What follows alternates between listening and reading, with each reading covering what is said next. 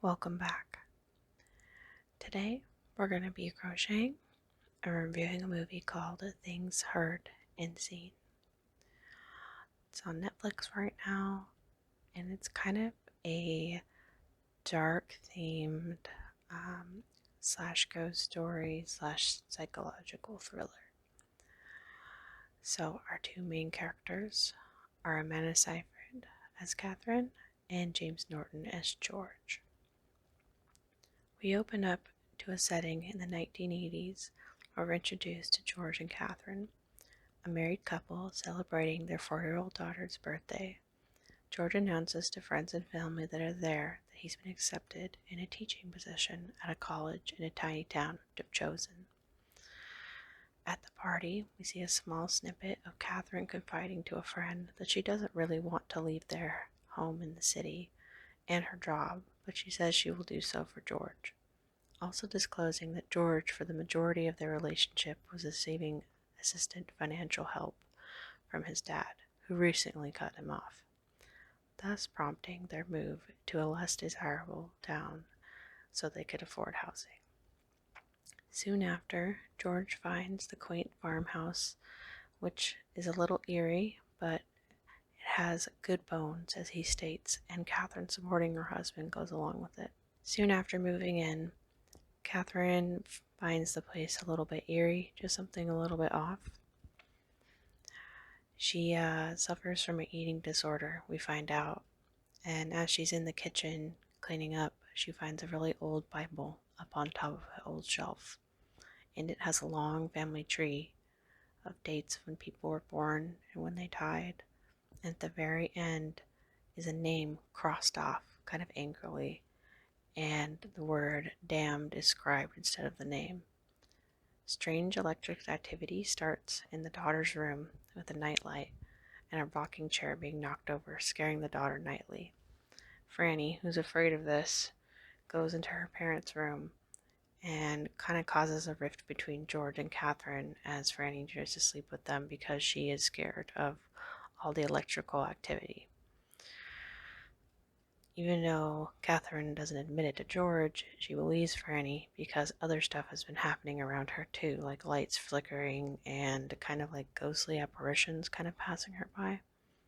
She doesn't want to admit it, but she wants to kind of keep it to herself because George kind of has this attitude that, since she has an eating disorder, she's just seeing things and shouldn't be believed. So it's kind of tense right there, especially since she's giving up her life in the city for him. He kind of treats her a little less with less respect than she deserves.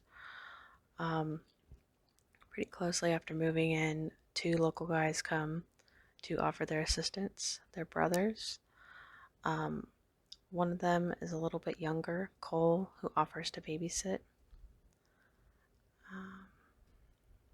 Eddie is a little bit older, and he offers to do repairs and stuff like that. So Catherine, who is happy for the help since George is away, we're doing his teaching position, accepts, and they start becoming routine guests at the house to help. George at this time starts sneaking off on Catherine during these long runs and having an affair with a young college-age girl he meets while visiting the library with his daughter. Gross. The woman he is having an affair with is named Willis, who is also friends with Eddie. Though I don't think that it comes full circle where Eddie finds out that George is up to that. As this is all kind of going down, more weird things start happening in the house. More electricity. Franny's scared every single night, so it causes kind of a big rift between Jordan and Catherine as she has to sleep with them nightly, and George starts getting really angry at this and resentful. At work, George is calling Justine, invites him and Catherine to dinner, and Catherine and Justine end up becoming good friends right off the bat, which is pretty powerful for Catherine, since she's felt really alone ever since coming here with no friends, and the only person she interacts with is the two men that she offered to help, and George, who pretty much treats her like a child. On the way back home, George is inebriated and driving recklessly, and to the point where Catherine is feeling really scared, and he ends up stopping the car really hard, and she gets out, and she's just saying, "No, you scared me. It's not cool. It's not funny."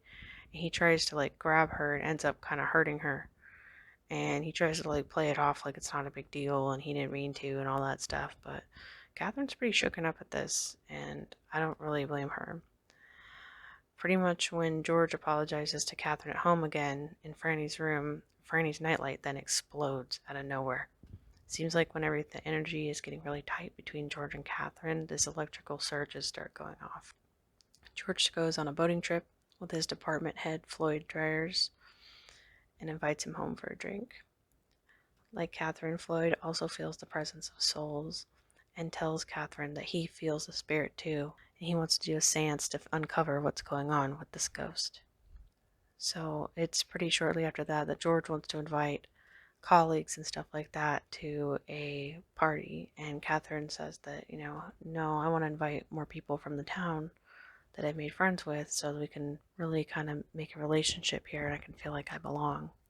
At the party, Catherine finds out from the realtor that the previous owners were actually parents of Eddie and Cole, and that they had died in some mysterious, pretty brutal murder-suicide. Catherine feels really shooken up that, George knew this, which the realtor told and disclosed to George, and he decided not to tell her. So she feels really weirded out because she's been having like kind of these moments with the ghost finding her and kind of talking to her. And she feels really mad. And so once everybody leaves, she confronts George about this. And as they start to argue, the radio in the house starts playing really, really loudly. But it's not like music, it's kind of like jumbled noises. And George gets really mad at it. He's inebriated, and he pulls the plug from the wall of the radio, and it still keeps playing, to which he smashes it and gets really upset. Catherine then asks him to take Franny to his parents' house for the weekend to give her a little space. So they decide to have their space and kind of back off from each other. While Jordan is gone with Franny, Catherine has Floyd and his seance group come and see if they can do a seance to find out more about the ghost. So first they start kind of summoning Ella, who's the mother of Eddie and Cole, and Floyd tells Catherine that there's another spirit in the house stopping Ella from communicating them, and Catherine should be careful of unknown spirits until they're revealed, and that anyone who is on their way to evil is most touched by this. So pretty much while she's feeling this, she returns some books to the library that she checked out while finding out more about the house, and finds out that Willis has been having kind of a secret affair with George because George checked out books in her name. And so Catherine kind of catches wind that something's up between them and opens up a separate bank account. Then, on a field trip with students, Justine tags along with George, and they run into his old thesis coordinator. The coordinator's suspicious about George being hired as a professor, as he did not give him recommendation. Justine, who kind of caught snippets of this, is already kind of weary of George. He acted pretty forward with her during the party that they had at their house, and he feels a bit weirded out by her. It seems like the next day, the coordinator that had talked to George had, in fact, contacted the school that George was working at and told Floyd, the head director, that he never wrote any recommendation to George, and George pretty much plays it off that, he wrote himself the recommendation he deserved, and he was just doing the right thing, and he needs to explain, and he's meeting family later for Thanksgiving, and, can we please just put this off later? I really deserve to explain myself. So Floyd agrees, but he seems pretty wary and trepidatious about this. So while the holidays roll around, George's family comes, and Catherine starts to realize that George, who has all these like nice little pretty painted paintings that he takes with him everywhere, were actually belongings of a dead cousin that died during a boating accident, and that George had been pretty obsessed with him. George then begins hearing voices from a spirit in the house that's telling him to kind of do bad things, like cheat on his wife and treating people badly. Catherine, at the holiday feast, ends up leaving the table pretty upset with George, finding out that a lot of his stuff has actually been lies. Finding out that the paintings were actually not drawn by George or painted by George makes Catherine feel really betrayed by her husband because she's always been told that he made those paintings, not this cousin who's apparently he's obsessed with, who's dead.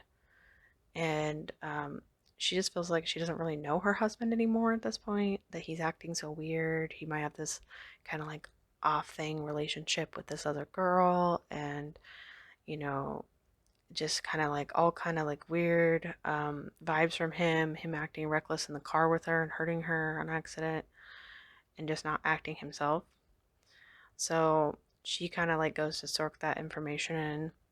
Meanwhile, the next day, George goes and tries to talk with Floyd and notices that Floyd's on his boat. They'd gone boating together a couple times before, or sailing, I guess. And so George says, "Hey, sailing would really like take my mind off everything, and it would just make me feel better." And Floyd pretty much just says, "All right, well, I guess on the boat's a good place as any to have our conversation about what comes next, about you lying about your references."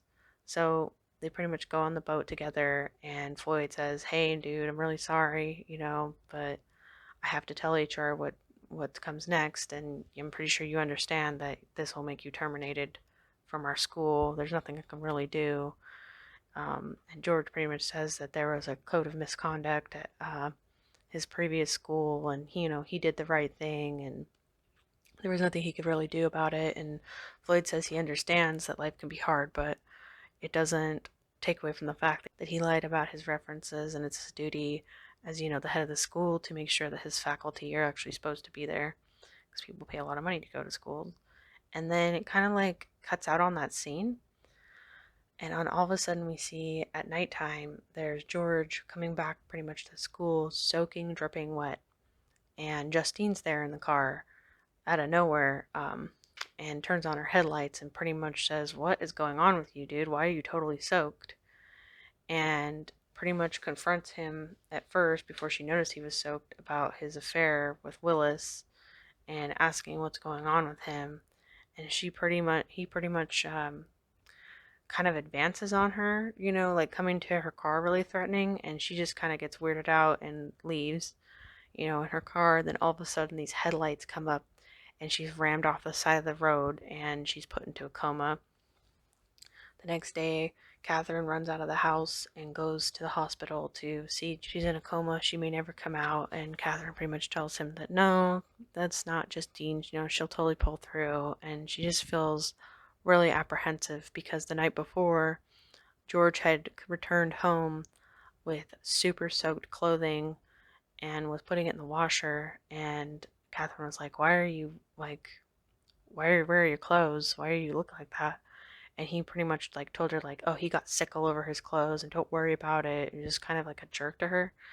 And so as Catherine's driving home from the hospital from talking to Justine, she hears on the radio that Floyd, the dean of the school, was found drowned in the water.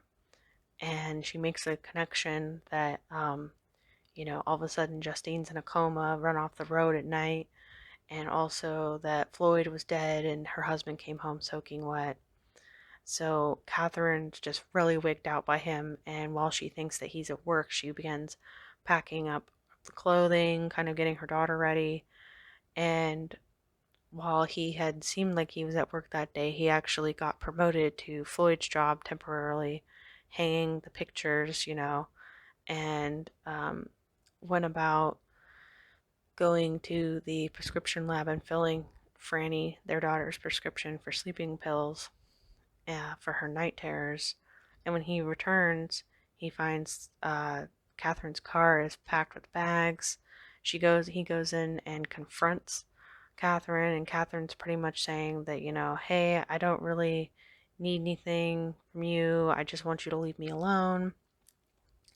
And George gets really upset with her. He kind of like tells her that she's too skinny, and she's not even like thinking right because she's so food deprived. And here, have this, shake that she's supposed to drink with protein.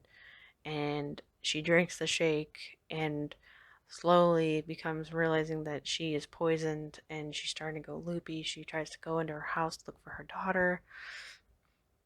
her daughter's no longer in her bedroom, and she's just really scared, and she runs to her bedroom, goes to pick up the phone and dial. And just as she's about to ring in the second number, she passes out on the bed from the things that she was drugged with. Then later she sees the ghost apparition of Ella, who we find out was actually murdered by her husband with gas coming in from the car. And during the whole movie, Catherine kept smelling gas in the bedroom too, kind of like as a forewarning of what happened to Ella before she even knew of Ella's existence. And Ella tells Catherine that she can't save her from her fate, but she can take the brunt of it. And she pretty much like absorbs into Catherine's body. And George comes in with the axe and kills Catherine and Ella at the same time. And so then it gets kind of weird because all of a sudden George goes back to work like nothing happened. And there's a note for Cole as he comes in to babysit Franny for the day that to give her her sippy cup, and as soon as she's had her sippy cup, he can leave, and don't worry about Catherine, she's just sick up in bed, and to leave her alone. He had no idea that he was actually giving Franny a sedative in the bottle to make her sleep all day, and that Catherine was actually murdered upstairs in the bedroom. Then we have George coming home and collecting his daughter, and then making their way to a neighbor's house and telling the neighbor to call for help. There's something wrong with his wife.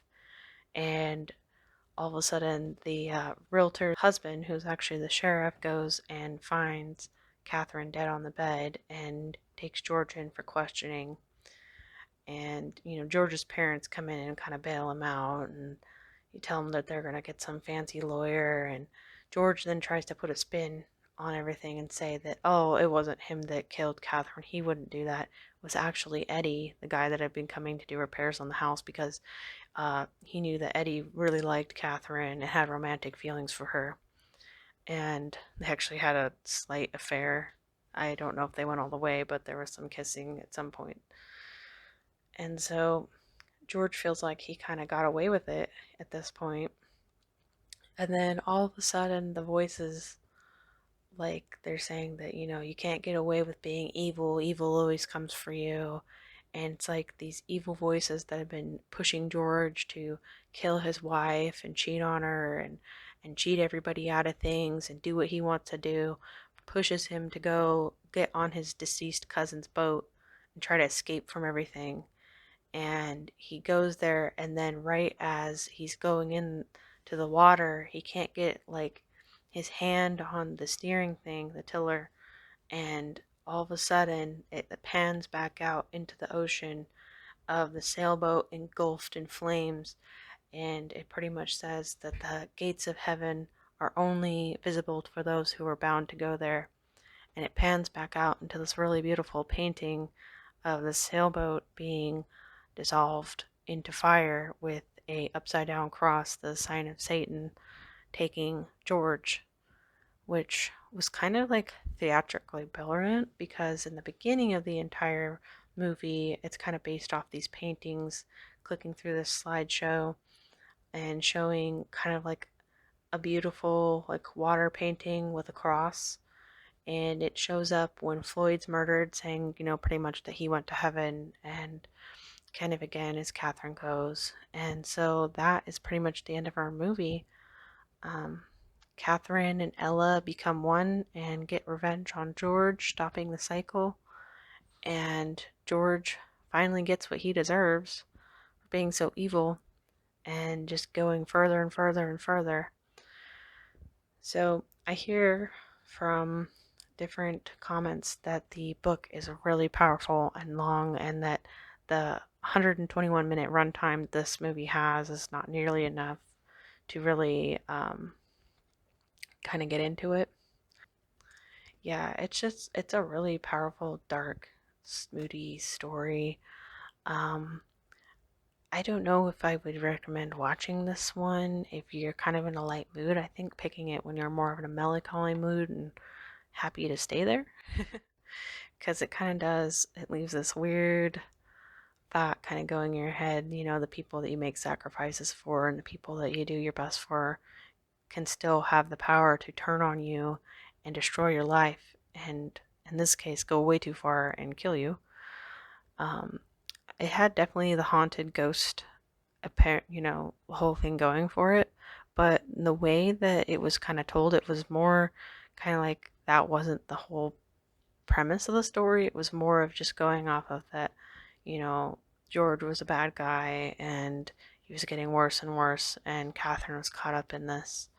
So, if you like this review, please give me a like and subscribe and tell me what you think about it in the comments.